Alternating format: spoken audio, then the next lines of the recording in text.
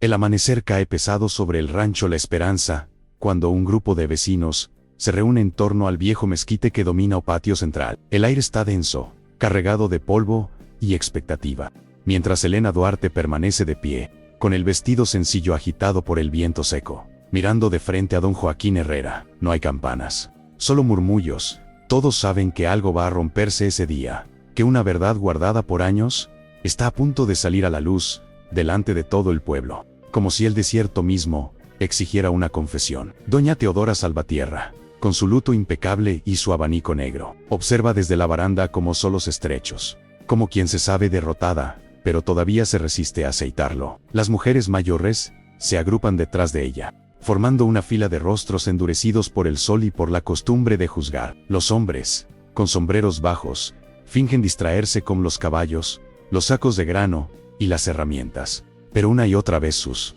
miradas vuelven hacia la maestra forastera, que se atreve a sostener la mirada del hacendado. Ese círculo silencioso parece más un tribunal que un patio de rancho. Elena respira hondo, siente el polvo pegado a la garganta, y aún así decide hablar. Su voz tiembla al principio, pero no por miedo al pueblo, sino por la memoria de todo lo que ya perdió. Ella sabe que, una vez que las palabras salgan, no habrá vuelta atrás. Será estigmatizada de nuevo, por primera vez, vista como realmente es. En los ojos de Joaquín hay algo distinto, una mezcla de tormenta y calma, como quien está a punto de desafiar, no solo a la gente reunida, sino también a los fantasmas que lo amarran desde la muerte de su esposa. El silencio previo a la tormenta nunca fue tan pesado. Antes de que esta historia siga, déjame decirte algo. Antes de comenzar, suscríbete y dime desde dónde escuchas esta historia. Te prometo que esta te va a estremecer. Acompáñame hasta el final, porque lo que estás por escuchar cambió para siempre a un pueblo entero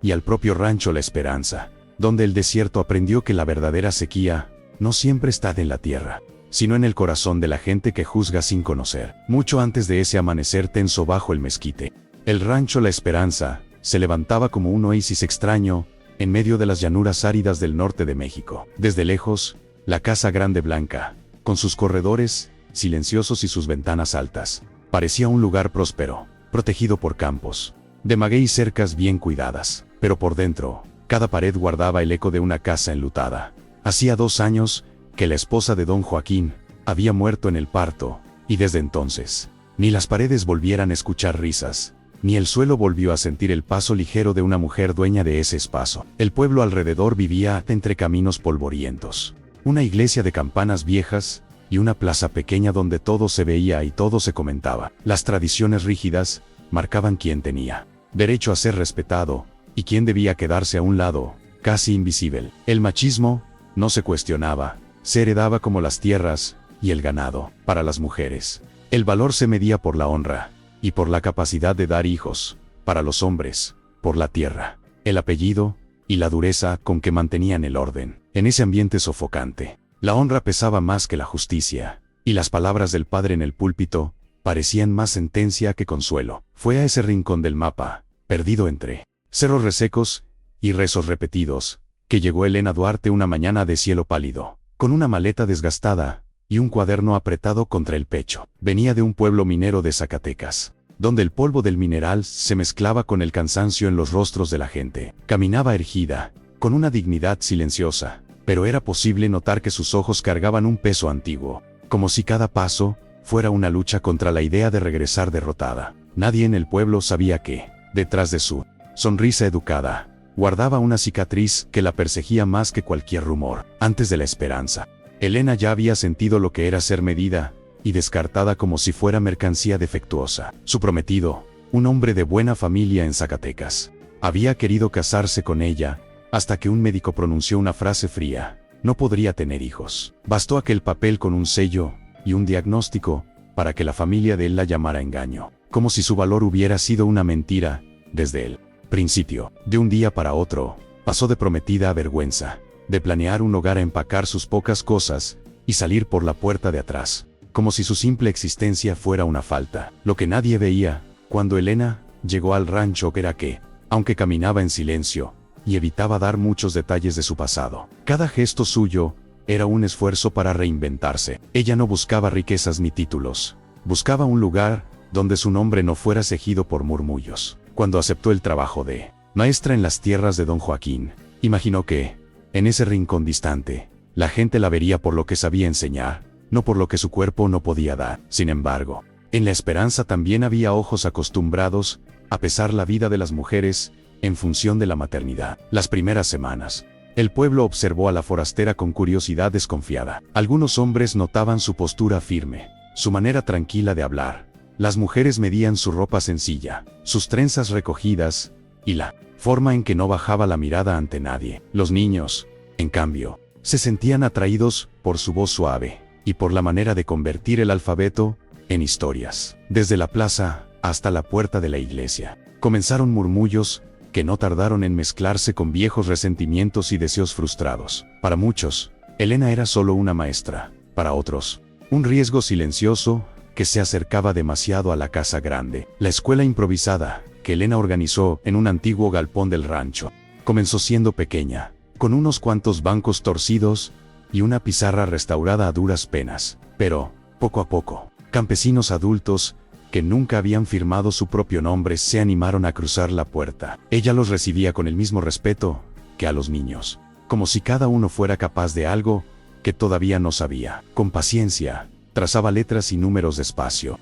repitiendo hasta que el rostro de alguno se iluminaba al leer por primera vez. En esas miradas sorprendidas, Elena sentía una forma de vida que ni el diagnóstico del médico, ni el rechazo de su antiguo prometido podían arrebatarle. Aunque nadie lo dijera en voz alta, la presencia de Elena modificaba la rutina del rancho. Los trabajadores llegaban un poco más temprano para dejar a sus hijos en la escuela. Las mujeres jóvenes se acercaban disimuladamente, fingiendo llevar recados, solo para escuchar desde la puerta las lecciones que antes pensaban que no eran para ellas. Incluso algunos peones más rudos comenzaron a pedirle ayuda para escribir cartas a parientes lejanos o para entender recibos que nunca habían podido leer. Sin darse cuenta, la esperanza empezaba a llenarse de palabras nuevas, como si la tierra seca hubiera comenzado a absorber un tipo distinto de agua. Desde la ventana de su despacho, en la casa grande, don Joaquín observaba ese movimiento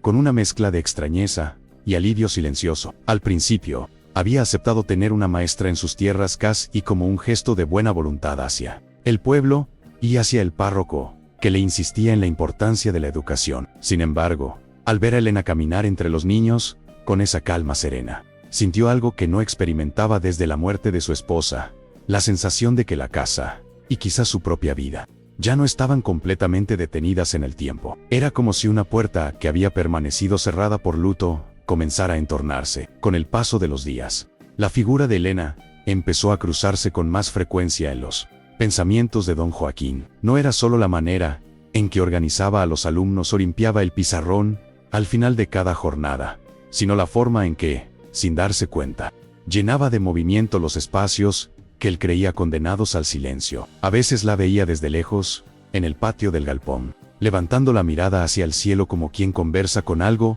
que nadie más ve. Esos instantes le recordaban a su difunta esposa, no por parecido físico, sino por la misma capacidad de sostener el mundo con pequeños gestos. Sin embargo, si el corazón de Joaquín comenzaba a despertar, el pueblo entero parecía empeñado en vigilar cada latido nuevo. En la tienda del pueblo, entre sacos de frijol y montones de sal, las voces de las mujeres se mezclaban con el ruido del papel de estraza.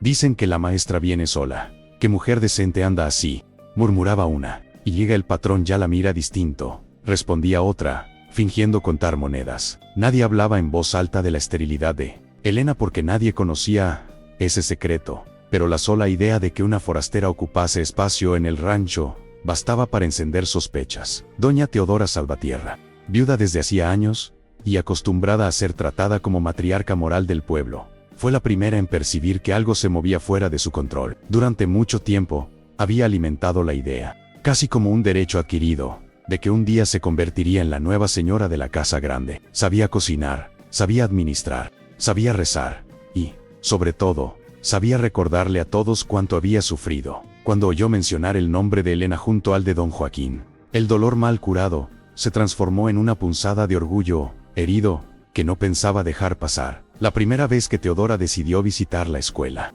se presentó arreglada como si fuera a una misa mayor. Su vestido negro, de mangas largas, contrastaba con la humildad del galpón. Sus ojos recorrían el espacio como quien inspecciona un terreno que ya considera suyo. Elena la recibió con respeto, ofreciéndole una silla, pero la viuda insistió en quedarse de pie, apoyada en su bastón, mirando a los alumnos, como si estuviera contando cuántos eran y de dónde habían salido. No dijo nada al principio, solo observó, acumulando impresiones que luego se convertirían en veneno en la plaza, en medio de una lectura en voz alta, mientras un campesino adulto se esforzaba por no tropezar con las letras. Teodora interrumpió con una sonrisa que no alcanzaba los ojos. «Qué bonito que ahora todos quieran aprender», comentó, dejando que su voz se alargara en la última palabra. «Pero hay que tener cuidado con las forasteras que vienen cambiando demasiado las cosas en tierras que ya tenían su orden antes de su llegada».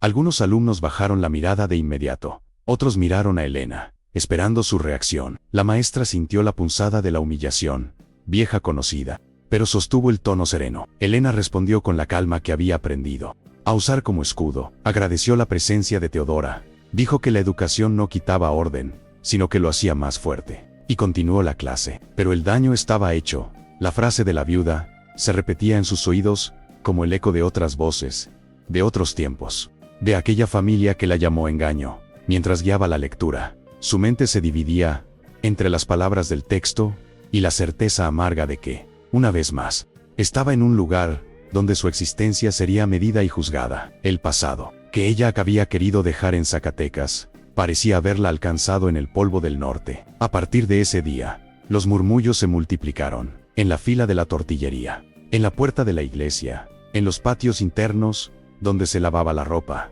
Comenzaron a circular frases que se parecían entre sí, como si hubieran sido ensayadas. Una maestra no necesita vivir tan cerca de la casa grande. Forastera que el patrón protege, algo debe esconder. Una mujer que no trae familia detrás, siempre viene buscando marido.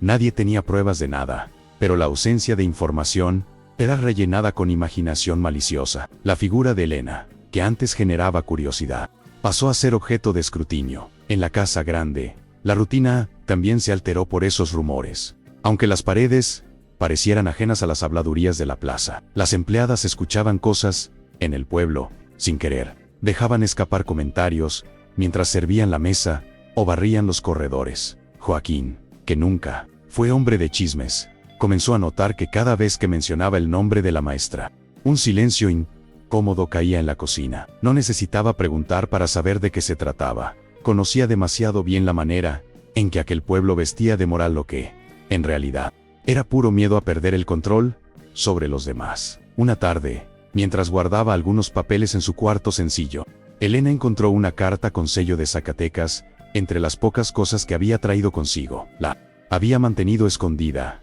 como se esconde una herida que todavía sangra. Pero los últimos días habían afilado tanto su dolor que el sobre parecía arder entre sus dedos. La abrió con manos temblorosas, aunque ya conocía cada palabra de memoria, y volvió a leer las líneas en las que la familia de su exprometido la acusaba de haber engañado a todos, de haber ocultado que no podía dar hijos, de haber manchado el honor del muchacho con su defecto. Las frases impresas en aquel papel volvieron a golpearla con la misma fuerza de la primera vez. «No queremos una mujer que venga a secar nuestra sangre», decía una de las líneas, cruel y directa. Elena apretó la carta contra el pecho, cerró los ojos, y sintió que el aire le faltaba por un instante. En ese momento, los murmullos del pueblo y las palabras de Teodora se mezclaron con las acusaciones de Zacatecas, formando una sola voz que repetía la misma sentencia, que su valor como mujer estaba condicionado a algo que ella no podía controlar. El temor de ser expulsada de nuevo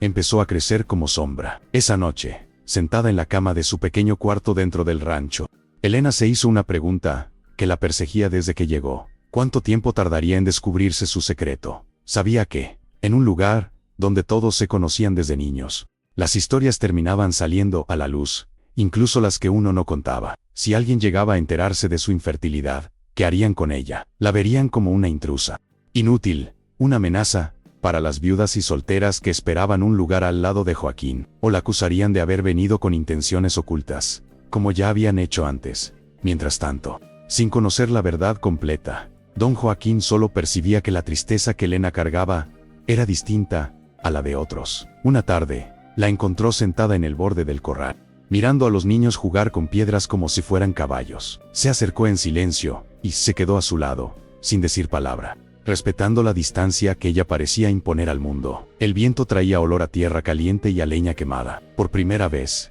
él tuvo el impulso de preguntar qué la había traído hasta allí. ¿Qué historia se escondía detrás de esa mirada, que mezclaba firmeza y fragilidad? Pero se contuvo, quizá por miedo a abrir también las suyas propias. Con los días, la distancia que Joaquín mantenía por respeto a su propio luto, comenzó a llenarse de pequeños encuentros fortuitos. A veces se cruzaban en el pasillo que llevaba al comedor, otras en el patio, donde se tendía la ropa, y alguna que otra vez junto a los bebederos del ganado, cuando ella regresaba de la escuela. Elena siempre lo saludaba, con una mezcla de timidez y firmeza, bajando apenas la cabeza, pero sosteniendo la mirada. Él respondía con cortesía, aunque por dentro algo se desacomodaba, cada vez que notaba el brillo cansado pero valiente en los ojos de la maestra. Una noche, al revisar unos libros contables en su despacho, Joaquín se encontró con una caja de madera, que no abría, desde la muerte de su esposa. Dentro había cartas, fotos amarillentas, y un cuaderno pequeño,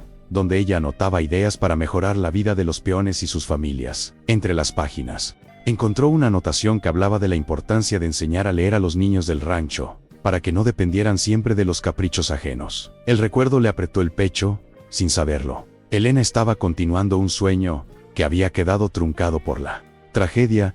Ese descubrimiento hizo que la mirada de Joaquín, hacia la maestra, cambiara de tono. Ya no la veía solo como una empleada educada y discreta, sino como un puente entre el pasado y un posible futuro. Empezó a prestar atención a la forma en que ella se quedaba después de clase, ayudando a un niño a terminar un ejercicio, escuchando a una mujer que no sabía cómo firmar un documento. Cada gesto le recordaba que, aunque Elena no trajera hijos al mundo, estaba dando a esa gente algo que nadie más les había ofrecido: herramientas para no seguir siendo sombra en su propia tierra. Mientras tanto, el círculo de mujeres que se reunía alrededor de doña Teodora se fortalecía en la sombra. En las tardes, sentadas en mecedoras, en la baranda de la casa de la viuda, comentaban lo que habían visto, lo que creían haber visto, y lo que les gustaría que fuera verdad. Teodora, con voz suave pero cargada de intención, alimentaba la idea de que la presencia de Elena era una amenaza al orden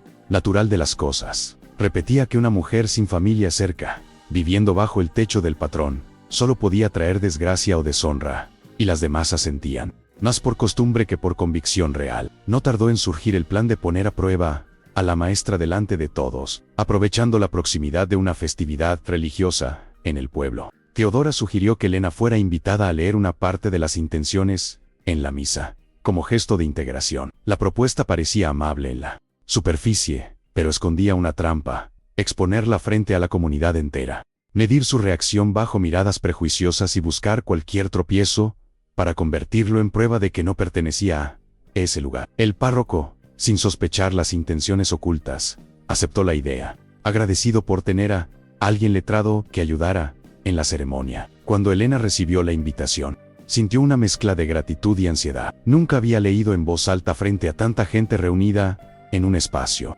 tan cargado de significado como la iglesia. Aún así, la idea de ser vista como parte de la comunidad, aunque fuera por algunos minutos, encendió una chispa de esperanza en su pecho. Pasó la noche anterior practicando las palabras una y otra vez, sentada en la cama, con la carta de Zacatecas guardada en la parte más honda de su maleta, como si pudiera encerrar también el miedo allí dentro. En la mañana de la festividad, el templo se llenó más de lo habitual. Las velas encendidas proyectaban sombras largas sobre las paredes agrietadas, y el murmullo de oraciones se mezclaba con el roce de faldas y sombreros. Elena llegó con un vestido sencillo, de color claro, y un chal discreto sobre los hombros. Caminó por el pasillo central, sintiendo que cada paso retumbaba más fuerte de lo normal. Sabía que muchos ojos la seguían, algunos curiosos, algunos hostiles, otros francamente indiferentes, pero todos colocándola en un lugar que ella todavía no comprendía del todo. Desde uno de los bancos, Joaquín la observaba con atención silenciosa. No era hombre de muchas palabras religiosas, pero esa mañana había bajado al pueblo más temprano de lo habitual, movido por una inquietud que no supo ignorar. Vio como algunos rostros se endurecían cuando la maestra pasó, como ciertos labios se apretaban en desaprobación apenas disfrazada. Notó también la satisfacción apenas contenida en la mirada de Teodora, sentada en primera fila, con el rosario en la mano, y el mentón levantado, como quien espera que la obra se desarrolle conforme al guión que ella misma escribió. Cuando llegó el momento de las lecturas, el párroco llamó a Elena por su nombre. Ella se levantó, sintiendo que las piernas le pesaban más que nunca, y subió al pequeño altar improvisado para las intenciones. Sostuvo el papel con ambas manos para disimular el ligero temblor, y comenzó a leer, con la voz baja al principio, dejando que cada palabra encontrara su lugar en el silencio de la iglesia. Poco a poco, la seguridad que conocía en la escuela volvió a instalarse en su garganta, y las frases empezaron a fluir con claridad y respeto, como si llevara años haciéndolo. La lectura iba bien, demasiado bien para el gusto de quienes esperaban un tropiezo. Entonces, en una pausa, alguien dejó escapar un comentario en voz más alta de lo debido, como si fuera un susurro que se escapó a propósito. «Qué bonito lee la maestra. Lástima que venga sin familia. ¿Quién sabe qué dejó atrás?», dijo una mujer desde el fondo. Algunas risas ahogadas se escucharon aquí y allá. Elena sintió la punzada inmediata de la exposición, pero sostuvo la mirada en el papel y terminó la lectura con la misma calma que usa para enseñar a sus alumnos a no rendirse ante la primera dificultad. Al final de la misa, mientras la gente salía en pequeños grupos comentando tanto la ceremonia como la presencia de la maestra en el altar, Teodora se acercó a Elena con una sonrisa artificial. La felicitó por lo bien que había leído, recalcando cada palabra como si estuviera poniendo una etiqueta sobre un frasco, y luego, con tono meloso, dejó caer una frase que heló el aire a su alrededor. «Ojalá que todo en tu pasado sea tan limpio como tus lecturas, hija, porque en pueblos como este, la verdad siempre termina saliendo a la luz». No hubo gritos, ni escenas, pero todos entendieron que aquello no era un simple comentario. Elena regresó al rancho ese día, con la sensación de que el piso era más estrecho a cada paso. Mientras caminaba por el sendero que unía el pueblo con la esperanza, notaba como el viento arrastraba restos de conversación, como si las palabras dichas en la iglesia siguieran pegadas a su ropa. La frase de Teodora, dulcemente envenenada, resonaba en su mente como un eco antiguo. La verdad siempre termina saliendo a la luz. No era una advertencia inocente, lo sabía. Era una promesa velada de que escarbarían en su pasado, hasta de encontrar algo con que destruirla. Al llegar al galpón de la escuela, antes de que los niños volvieran para la tarde, Elena se sentó frente a la pizarra vacía, y dejó que por unos minutos, el silencio lo llenara todo. Sus manos, acostumbradas a trazar letras firmes, ahora jugaban nerviosas con un pedazo de tiza. Pensó en la carta guardada en su maleta, en las palabras impresas que la llamaban engaño, en el sello de Zacatecas, que parecía mirarla desde el fondo de la memoria. Se preguntó cuánto tardaría en que alguien, por curiosidad o malicia, indagara sobre su vida anterior y terminara encontrando lo que ella tanto se esforzaba en ocultar. Mientras tanto, en el pueblo, la misa se había convertido en combustible fresco para las conversaciones de patio. Las mujeres comentaban cómo la maestra había leído como una señora de ciudad, pero terminaban la frase con un «quién sabe qué habrá dejado allá», que la devolvía al lugar de sospecha. Los hombres, por su parte, hablaban menos, pero escuchaban, y ese silencio masculino, mezclado con las miradas largas cuando Elena pasaba, la colocaba en un terreno incierto, admirada en secreto, cuestionada en voz baja, juzgada sin derecho a defensa. El desierto era amplio, pero el espacio para respirar se hacía pequeño. Teodora, satisfecha con la semilla plantada, no se conformó con la escena de la iglesia. Esa misma tarde reunió de nuevo a su pequeño círculo en la baranda, con cafés y encolado, y pan dulce sobre la mesa, como si se tratara de una reunión inocente. Entre un sorbo y otro, fue hilando su versión de los hechos, que Elena llegaba con demasiada educación para alguien tan humilde, que su pasado era misterioso, que su cercanía con el patrón podría tener intenciones que nadie se atrevía a nombrar. No necesitaba acusarla directamente. Bastaba con dejar las frases abiertas para que las otras las completaran con su propia imaginación. Una de las mujeres, más joven y menos endurecida por los años, se atrevió a decir que la maestra había ayudado a su hijo a leer, y que gracias a ella ahora él podía firmar. Teodora la miró con una mezcla de condescendencia y reproche, recordándole que la gratitud no debía cegar a nadie. «El diablo también sabe dar regalos, hija», murmuró, medio en broma, medio en serio, provocando algunas risitas nerviosas. Con esas palabras, envolvió la generosidad de Elena en una capa de sospecha, como si cualquier bien que trajera escondiera un mal mayor. La conversación terminó inclinándose, una vez más, hacia el miedo disfrazado de prudencia. En la casa grande, Joaquín notó que Elena evitó cruzar su mirada durante la cena. No era una distancia grosera, sino una retirada silenciosa, casi imperceptible, que solo alguien atento podría notar. Ella se levantó de la mesa de los empleados, un poco antes de lo habitual,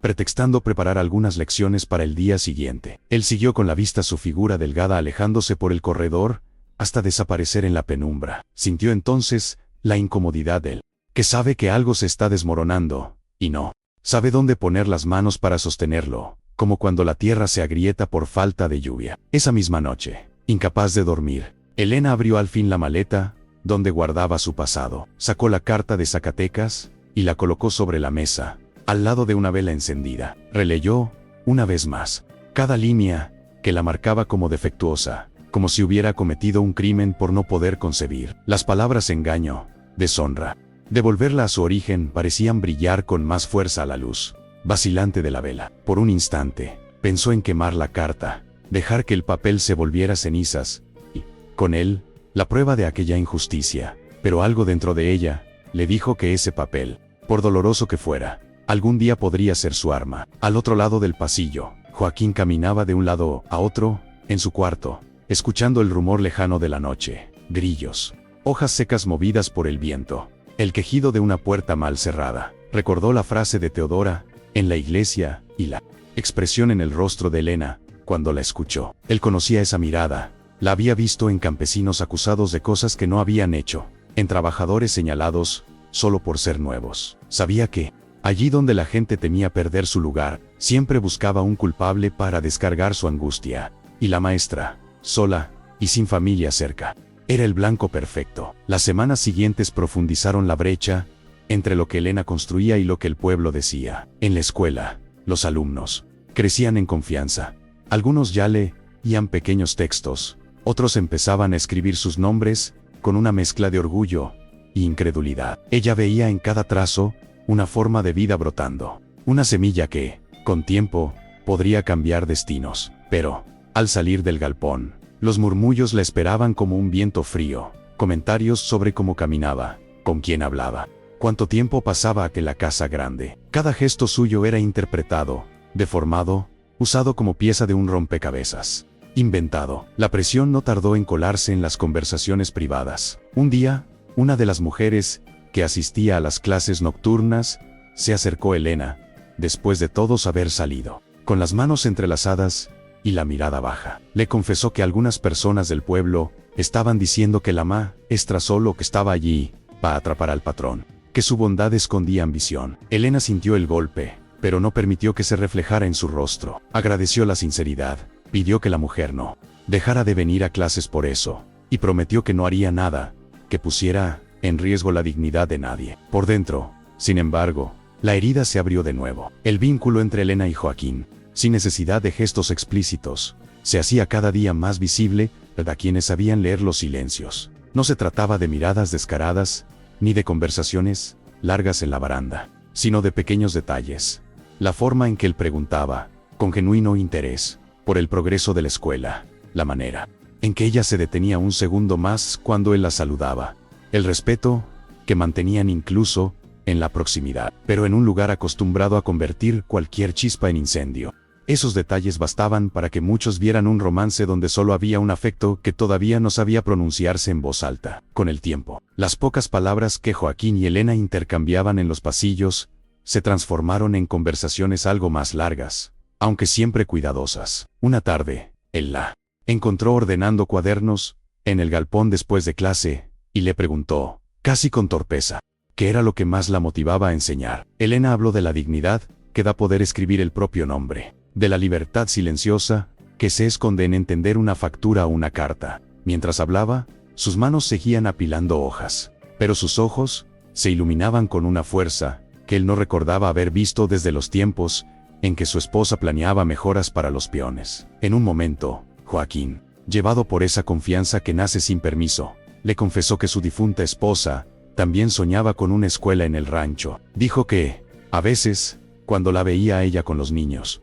sentía que aquella vieja promesa no se había perdido del todo. Elena bajó la mirada, conmovida, y estuvo a punto de contarle algo de su pasado, de hablar del pueblo minero, del compromiso roto, del diagnóstico que le arrancó el futuro que imaginaba. Pero la sombra del miedo se interpuso en la garganta. Cambió de tema con delicadeza, diciendo que algunos sueños solo necesitan un poco de tierra para volver a brotar. Desde el corredor de la casa grande, a cierta distancia que ella consideraba segura, doña Teodora observó esa conversación como quien mira una amenaza acercándose a su puerta. No escuchó las palabras, pero vio la postura de Joaquín, menos rígida, y la forma en que Elena lo miraba con respeto genuino. Para la viuda, que llevaba años esperando ser vista de ese modo, aquella escena fue un golpe directo en el orgullo. Sintió que la soledad que llevaba usando como escudo empezaba a parecerse más a un abandono, y en lugar de revisar sus propias heridas, decidió afilar aún más sus resentimientos. Fue entonces cuando Teodora resolvió dejar de apoyarse solo en rumores y pasar a algo más concreto. Recordó que un comerciante que venía de vez en cuando al pueblo tenía parientes en Zacatecas. En una conversación aparentemente casual, mencionó el nombre de Elena Duarte y su origen en un pueblo minero. Preguntó con aparente inocencia y había escuchado hablar de ella, de su familia, de algún compromiso roto. No necesitaba mucha información, cualquier dato torcido le serviría para darle forma a la historia que ya había decidido contar sobre la maestra. El comerciante, movido más por el gusto de sentirse importante que por verdadera maldad, prometió averiguar algo en su próximo viaje. Teodora sonrió con una gratitud medida, como si estuviera pidiendo un favor menor, cuando en realidad estaba poniendo en marcha una línea directa hacia el pasado que Elena tanto temía. Mientras tanto, se dedicó a seguir sembrando dudas en el pueblo, dejando caer frases aquí y allá, que nadie sabía realmente de dónde venía la maestra, que en los pueblos mineros pasaban cosas de las que mejor no hablar, que no era raro que la gente huyera de algo que no quería enfrentar. Sin saber nada de esos movimientos, Elena continuó expandiendo su trabajo en la escuela. Una tarde decidió organizar una pequeña presentación con los alumnos para mostrar lo que habían aprendido. No era una gran ceremonia.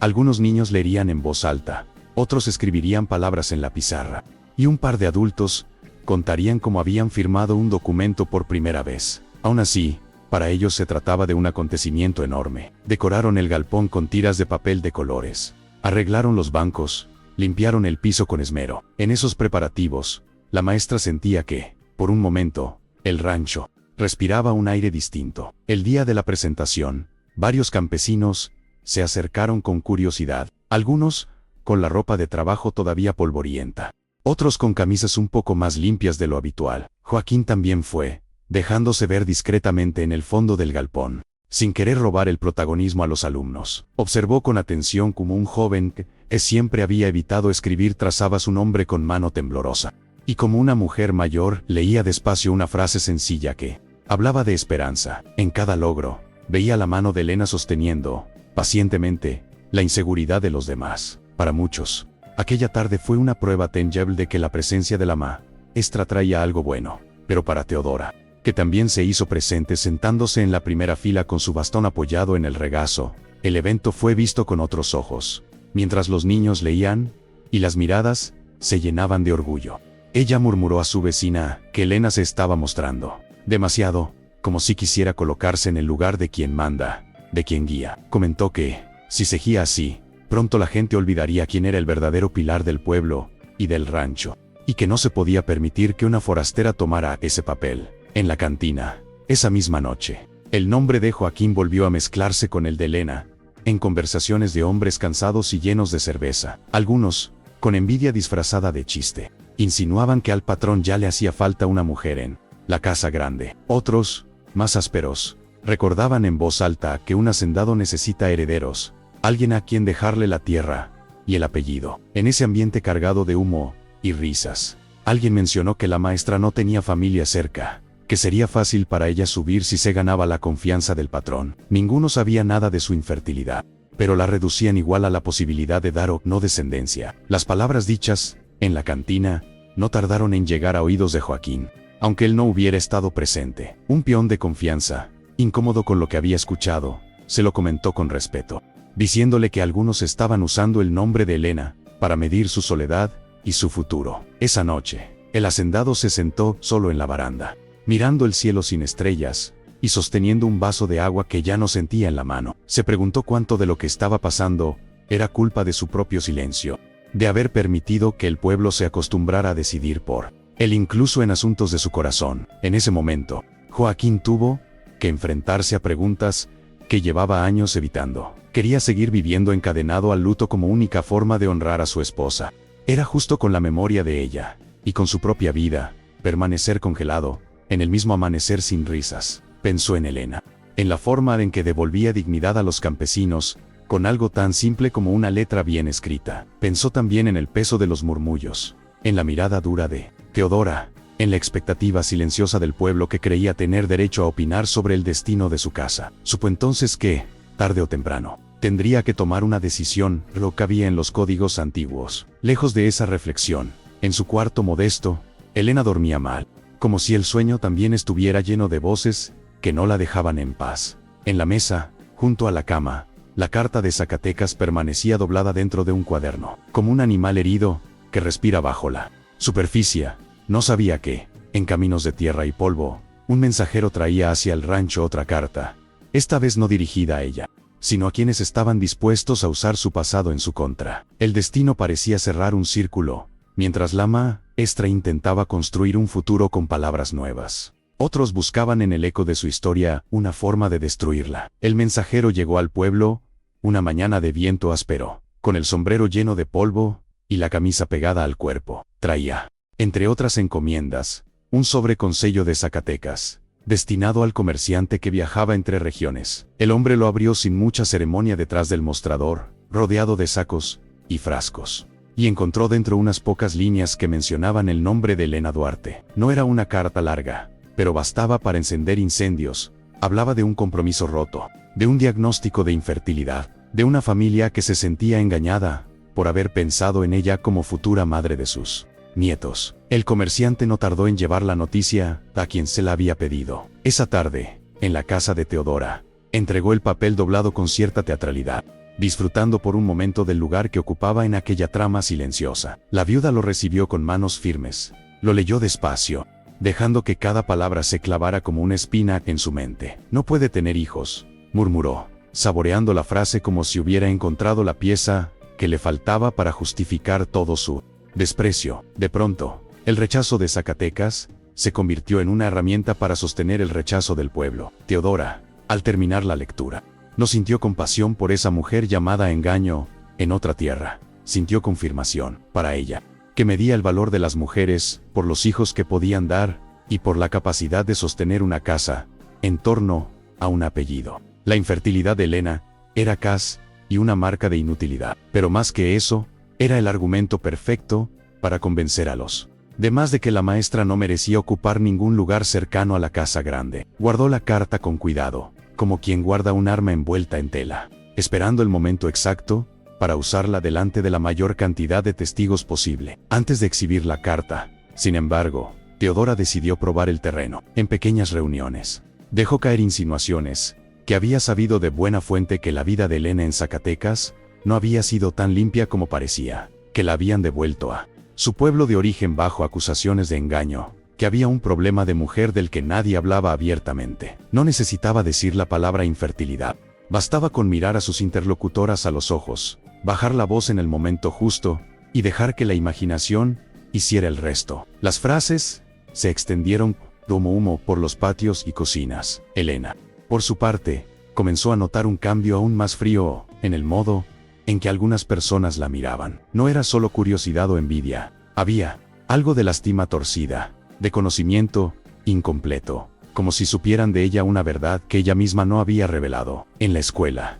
algunos silencios se hicieron más pesados. En la iglesia, una o dos miradas se desviaron apenas ella se acercó al banco. La maestra sintió que la distancia entre su pasado y su presente se encogía, como si las calles de Zacatecas se hubieran estirado hasta alcanzar las llanuras del norte, sin pedirle permiso. Una noche, mientras revisaba cuadernos a la luz de una lámpara de queroseno, Elena escuchó un par de empleadas susurrando en el corredor. No captó todas las palabras, pero una frase atravesó la puerta, entreabierta como un cuchillo. Dicen que allá la devolvieron porque no servía para dar hijos. El cuaderno se le resbaló de las manos, y la tiza que usaba para hacer anotaciones cayó al suelo, dejando un rastro blanco en las tablas. No hizo ruido para llamar la atención, se quedó quieta, con el corazón golpeando en el pecho, comprendiendo que el secreto que había traído bien guardado en la maleta, ya no le pertenecía. Al día siguiente, Elena decidió no huir de la única persona que merecía saber la verdad cara a cara. Buscó a Joaquín al final de la tarde, cuando el sol estaba bajando y el cielo se llenaba de tonos rojizos sobre los majeyes. Lo encontró cerca de los corrales, revisando unas sogas, con el rostro cansado y las manos llenas de polvo. Le pidió unos minutos para hablar, con una seriedad que él no pudo ignorar. Se apartaron unos pasos, lo suficiente para que nadie los escuchara, pero no tanto como para alimentar fantasías en quien los viera de lejos. Elena intentó comenzar por la superficie. Mencionó que había escuchado cosas, que el pueblo estaba hablando más de lo habitual, que su pasado en Zacatecas no era tan sencillo como todos imaginaban. Joaquín la miró con atención, sin interrumpirla, dejándole espacio para encontrar las palabras. Ella abrió la boca para confesar el diagnóstico, para decirle que no podía darle hijos a ningún hombre, que había sido rechazada por eso, que temía que esa marca también pesara sobre su nombre en la esperanza. Pero antes de que pudiera terminar, se escucharon pasos y voces acercándose. Alguien los llamó desde la casa grande, rompiendo el momento de intimidad. La conversación quedó suspendida en el aire, como ropa que se deja en el tendedero antes de la lluvia. Joaquín, sintiendo que algo importante quedaba truncado, le prometió a Elena que hablarían después, con calma. Ella asintió, pero por dentro supo que, en un lugar donde todo se filtra y todo se distorsiona, el después rara vez llega intacto. Se separaron con una inquietud nueva, él, presintiendo que la maestra llevaba una carga que no había elegido. Ella, sintiendo que el tiempo jugaba en su contra, que cada día, sin decir toda la verdad, le daba más poder a quienes estaban dispuestos a usarla contra ella. Pocos días más tarde, la oportunidad que Teodora esperaba se presentó por sí sola. El rancho organizó una pequeña reunión en el patio central para celebrar el buen resultado de una cosecha y agradecer a los trabajadores. Había música sencilla, comida en mesas largas, niños corriendo entre los adultos, y una atmósfera que, por un momento, parecía más ligera que de costumbre. Elena estaba allí, ayudando con los platos, y observando con una sonrisa tímida como algunos de sus alumnos intentaban leer carteles improvisados que ella misma había escrito para la ocasión. Teodora llegó a la reunión vestida de negro, como siempre, pero con un brillo particular en la mirada, como si la noche le diera más fuerza que el día. Se sentó en un lugar estratégico, desde donde podía ver tanto a la maestra como al patrón. Esperó a que todos estuvieran distraídos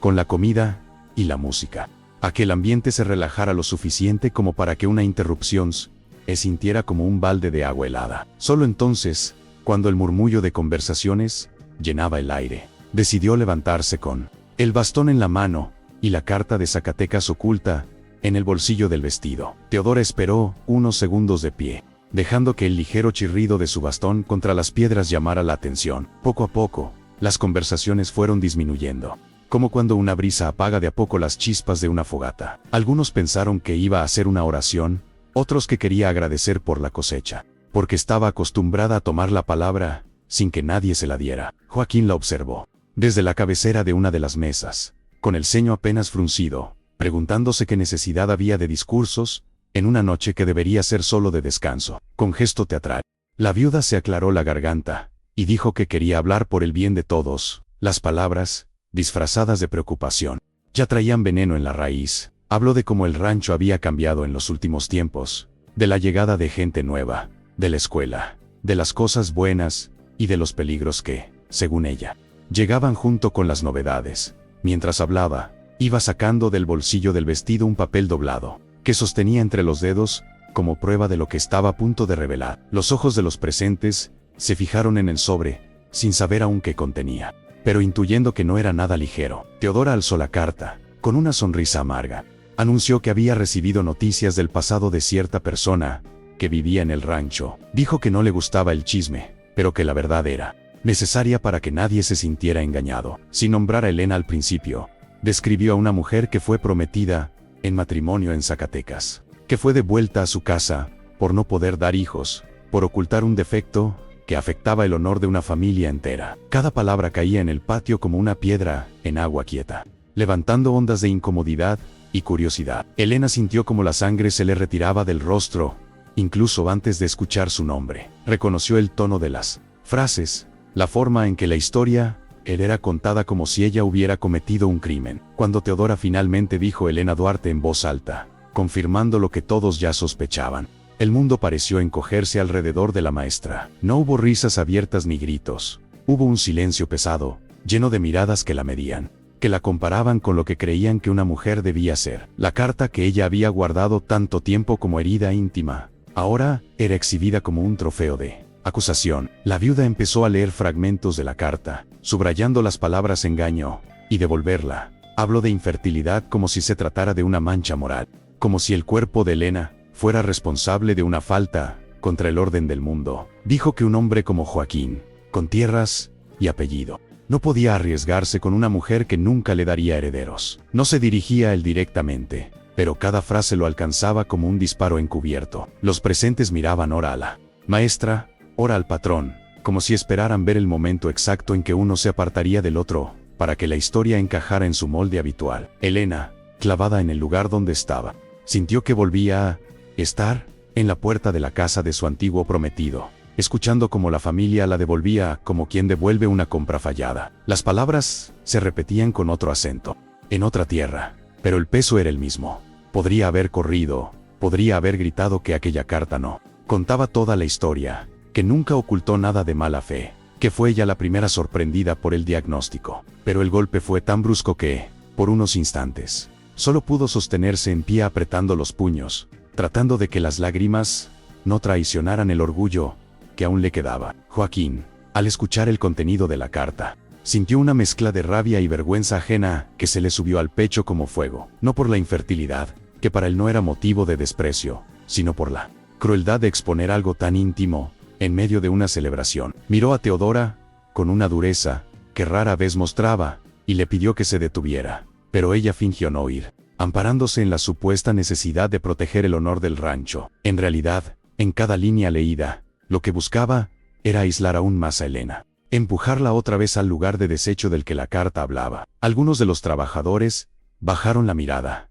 incómodos, recordando lo que la maestra había hecho por ellos y sus hijos. Otros, sin embargo, murmuraron que un hombre como el patrón merecía un futuro con hijos, que era triste lo de Elena, pero que también era natural que las cosas fueran así. Las mujeres mayores, educadas en la idea de que la prueba máxima de una esposa estaba en la cuna llena, asentían en silencio, aunque en el fondo de sus corazones, una parte muy pequeña se revolvía al ver a otra mujer ser desnudada en público de aquella forma. El patio del rancho se convirtió, por unos minutos, en un tribunal sin jueces formales, pero con verdugos innumerables. La humillación estaba completa cuando Teodora, guardando la carta de nuevo en el bolsillo, declaró que no quería que nadie dijera después que no sabía. Aquí, todos tenemos derecho a la verdad, concluyó, como si hubiera hecho un servicio al rancho. Elena, con la garganta cerrada, entendió que había llegado al límite de su fuga. Podía seguir permitiendo que otros contaran su historia a medias,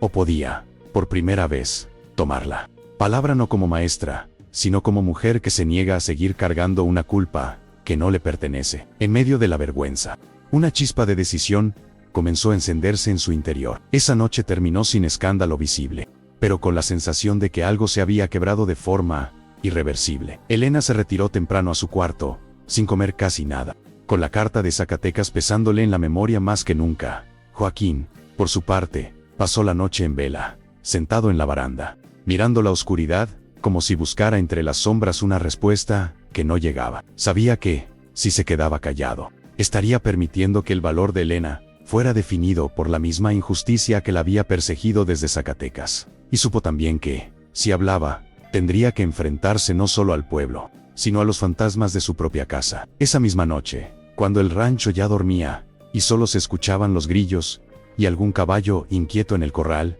Elena salió de su cuarto, con el corazón en la mano. No había luna, pero el contorno del viejo mezquite se recortaba contra el cielo como una sombra conocida. Un guardián silencioso del patio caminó hacia él con pasos lentos, sintiendo que cada piedra bajo sus sandalias era un juicio que dejaba atrás. Había pasado años huyendo del peso de aquella carta. Ahora, después de la humillación pública, entendía que la única manera de romper el círculo era enfrentar la vergüenza con la frente en alto. Aunque le temblaran las piernas, Joaquín ya estaba allí, sentado en una de las raíces gruesas del árbol, como si el mezquite también fuera su refugio en noches de tormenta interior. No se sorprendió al verla acercarse. En el fondo, la había estado esperando, movido por una inquietud que no había sabido nombrar. La invitó a sentarse a su lado, sin formalidades, como quien reconoce en el otro una tristeza gemela. Por un momento, no hablaron, dejando que el viento nocturno le secara el sudor frío de la jornada. Luego, con la voz grave, él le dijo que había escuchado todo, que sabía de la carta, que sabía de la crueldad que habían lanzado contra ella delante de todos. Elena respiró hondo, mirando las ramas del mezquite como quien busca, entre sus hojas, una absolución que la tierra todavía no le ofrece. Entonces habló, no como maestra ni como empleada, sino como mujer cansada de cargar sola la historia. Le contó a Joaquín cómo había sido el compromiso en Zacatecas, cómo la familia de su prometido la había abrazado al principio, y luego la había escupido al suelo, al conocer el diagnóstico. Le dijo que nunca ocultó nada de mala fe, que fue ella la primera sorprendida por las palabras del médico, que desde entonces, cada pueblo se le convertía en un espejo donde temía ver repetida la misma escena de rechazo. Con la voz quebrada, Elena confesó que sí, que no podía tener hijos, al menos según el papel que tanto habían usado contra ella, pero añadió algo que nadie había querido escuchar, que su vida no se reducía a un útero, que su capacidad de cuidar, de crear, de sostener, iba más allá de cualquier diagnóstico. Habló de sus alumnos, de las manos que aprendían a escribir, de los ojos que se encendían cuando descubrían una palabra nueva. No puedo dar hijos de sangre, dijo, mirando al mezquite primero, y luego al hacendado, pero sé dar casa, dirección, abrigo, sé levantar lo que otros dejan caído. Solo no quiero seguir viviendo como si yo fuera una falla. Joaquín escuchó cada palabra sin interrumpirla, con el pecho apretado y los dedos hundidos en la tierra seca, como si necesitara sentir algo firme, mientras dentro de él todo se movía. Cuando ella terminó, hubo un silencio que no fue de juicio, sino de respeto. El hacendado alzó la mirada y le dijo que lo único que veía en su historia no era engaño, sino injusticia. Le contó, por primera vez con claridad, cómo había quedado preso en el luto, creyendo que solo honraba a su esposa si condenaba la casa a la quietud eterna. Le confesó que, al verla enseñar, había entendido que la vida también se honra cuando se permite que entre aire nuevo donde antes solo había polvo. Fue allí, bajo la sombra del mezquite, donde Joaquín tomó una decisión. Había que iba a romper los códigos viejos de todo el pueblo. Le dijo Elena que no le importaba el diagnóstico, que no la miraba como vientre sino como persona. Le dijo que no la quería como limosna, ni como sustituta, ni como remedio para la soledad, sino como elección. Consciente, sabiendo quién era y que había sufrido. No puedo cambiar lo que la gente piensa del pasado, admitió, pero puedo decidir qué peso tendrá tu historia aquí, en mi casa, en estas tierras. En esas palabras, el desierto pareció volverse un poco menos árido. Elena, que había venido preparada para recibir un rechazo más, se encontró de pronto con algo que no conocía, una aceptación que no negaba sus heridas, sino que las reconocía, sin convertirlas en condena. Sintió ganas de llorar, no de vergüenza, sino de alivio. Aún así, le dijo a Joaquín que no quería ser motivo de guerra entre él y su gente, que no deseaba entrar a la casa grande como un escándalo, sino como parte de una verdad nueva. Él respondió que el orden que se sostiene en la injusticia no merece ser preservado, y que si el rancho tenía que aprender otra manera de mirar el valor de una mujer, era mejor que lo hiciera de una vez. Esa noche no hubo promesas románticas infladas ni juramentos apresurados. Hubo un acuerdo silencioso de dar un paso al frente, aunque el pueblo se resistiera. Antes de separarse, Joaquín le aseguró a Elena que no permitiría que su nombre siguiera siendo arrastrado como si fuera un delito. Le dijo que, al amanecer, hablaría delante de quien hiciera falta, que no se escondería detrás del murmullo de los demás. Ella regresó a su cuarto todavía temblando, pero con un hilo de esperanza cosiendo los pedazos de su dignidad. Por primera vez, la idea de irse no fue su primera respuesta.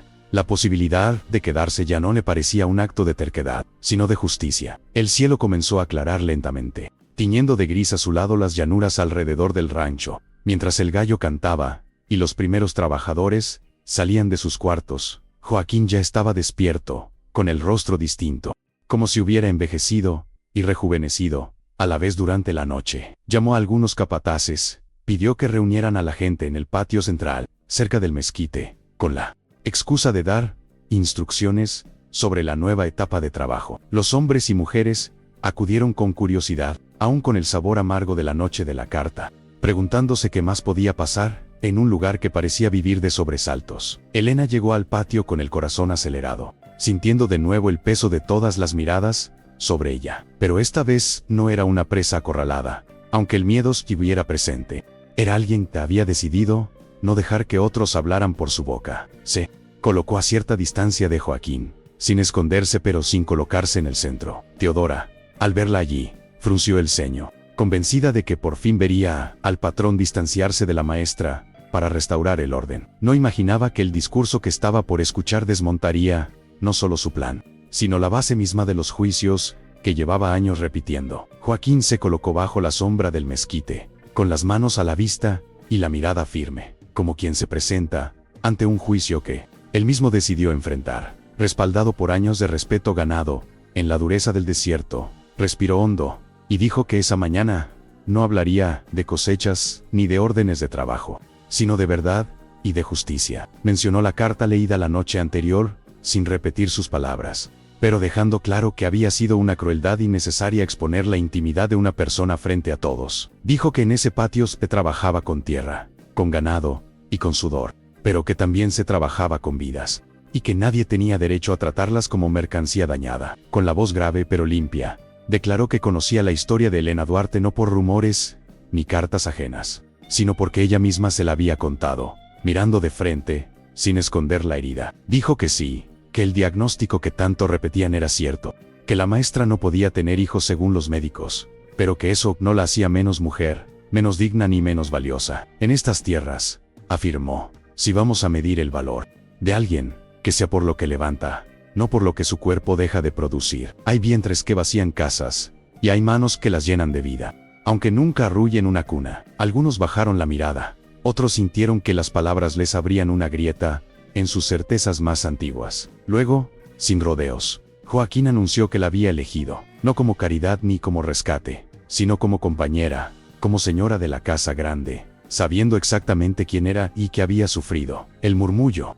se levantó de inmediato, como un viento que choca contra las paredes del rancho. Algunos se persignaron, otros se quedaron con la boca entreabierta, incrédulos de que un hombre en su posición desafiara así los códigos no escritos del pueblo. Doña Teodora, pálida de rabia, apretó el bastón con tanta fuerza que los dedos se le pusieron blancos, incapaz de aceptar que toda su maniobra hubiera terminado impulsando la decisión contraria a la que deseaba. Elena sintió que las piernas le temblaban, pero no retrocedió. Cuando Joaquín, todavía bajo el mezquite, giró un poco el cuerpo para incluirla en su declaración, ella dio unos pasos hacia adelante. No se escondió detrás de él ni buscó refugio en ninguna mirada ajena. Levantó el mentón y, con la voz serena, dijo al pueblo que no pediría perdón por algo que no eligió, que no iba a disculparse por un cuerpo que había sido declarado insuficiente por otros. Admitió su dolor, sí, y contó en pocas palabras el rechazo vivido en Zacatecas, pero dejó claro que no aceptaría vivir el resto de su vida como si fuera una falta caminando sobre dos piernas. En medio del silencio cargado,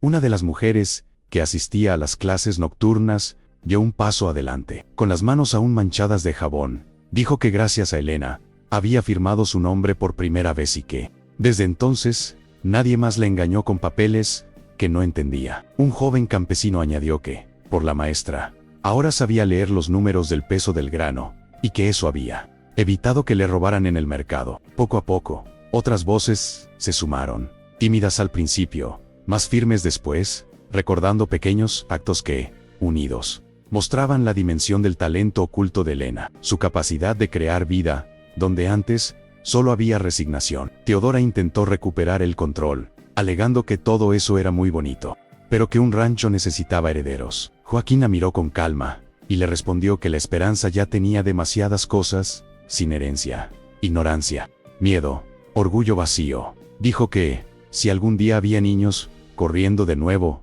por los corredores de la casa grande, fueran o no de su sangre, prefería que crecieran mirando a una mujer como Elena, que sabía levantar a los caídos, que convertir cuentas en herramientas y letras en caminos, en vez de aprender a juzgar como quien reparte castigos por deporte. Sus palabras dejaron a la viuda sin respuestas que no sonaran a amargura desnuda. Con el tiempo, el escándalo inicial se fue deshaciendo en la rutina, pero sin volver todo a como era antes. Elena se mudó a la casa grande con pasos humildes, pero con la certeza de que no estaba entrando como intrusa. sino como alguien que había sido elegida a la luz del día. Reorganizó los cuartos cerrados, abrió ventanas que llevaban años trabadas, convirtió una sala vieja en espacio fijo para la escuela, y comenzó a albergar a jóvenes trabajadores que no tenían dónde dormir dignamente. La casa, que durante años había sido mausoleo de un luto interminable, volvió a tener ruido de pasos, olor a comida recién hecha, sonido de páginas que se pasan. El rancho La Esperanza cambió lentamente de piel. La educación dejó de ser un favor y se volvió parte del trabajo. Los campesinos aprendieron a leer contratos, a cuestionar abusos, a escribir sus propios pedidos. Elena seguía sin hijos de sangre, pero su influencia se veía en la forma en que los niños levantaban la cabeza para mirar al mundo de frente, y en la manera en que las mujeres empezaban a reconocerse valiosas, más allá de la cantidad de cuna que hubieran llenado. El pueblo, aunque nunca lo admitió en voz alta, tuvo que aceptar que la mayor transformación